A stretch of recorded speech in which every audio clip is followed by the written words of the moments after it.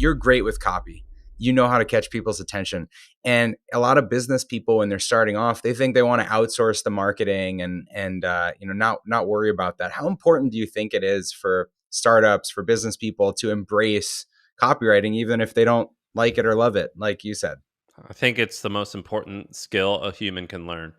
It may be like, I think there's other important skills, but in terms of the most important practical skill, I think copywriting is probably the highest. The reason being is copywriting is basically, the name is kind of silly because like it's beyond writing, and it's beyond just text-based words. It's basically understanding what motivates someone and figuring out how to communicate something to put in their brain that hopefully convinces them to take an action or feel something that I want them to feel. So knowing what motivates someone and getting them to do what I want them to do.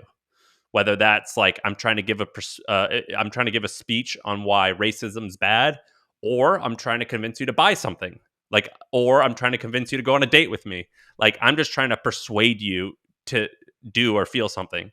And in most of my cases, that just happens to be via the written word.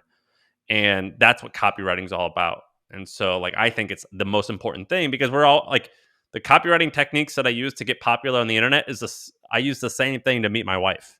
So it's like the same shit. Yeah. I remember once buying an amazing, it was like a 50-year-old, 60-year-old kind of thing on copywriting. And you could see how so many of the ways to be influential in your writing that existed decades ago are still relevant today. But I'm curious where you learned to be a good copywriter. Was there or to be a good influencer, persuader, like you said?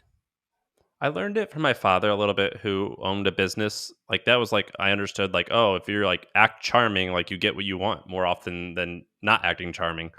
And then I learned it from this guy named Neville Medora. Neville Medora is now my best friend. He lives 2 doors down from me. He was the best man at my wedding. But I started reading his blog and I bought his course called Copywriting Course.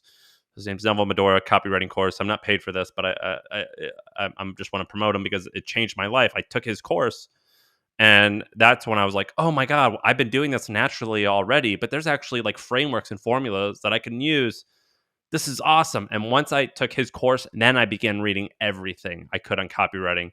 And I used to do this thing called copy work, where I would get the best sales letters and the best writing that I could find, whether it's like Catcher in the Rye, because I like JD Salinger's voice, or if it was like famous like letters that sold encyclopedias, and I would literally copy them by hand for hours every single day for months, half a year. And that is like the same way that we learn how to play musical instruments.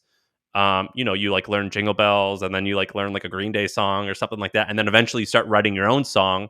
You like, because you see the recipe and you see the patterns. That's the same thing with writing, and so that's how I learned. So I learned it originally from Neville, and he kind of showed me what copy work was, and then I did that for a long time. And obviously, I read every book I could get my hands on.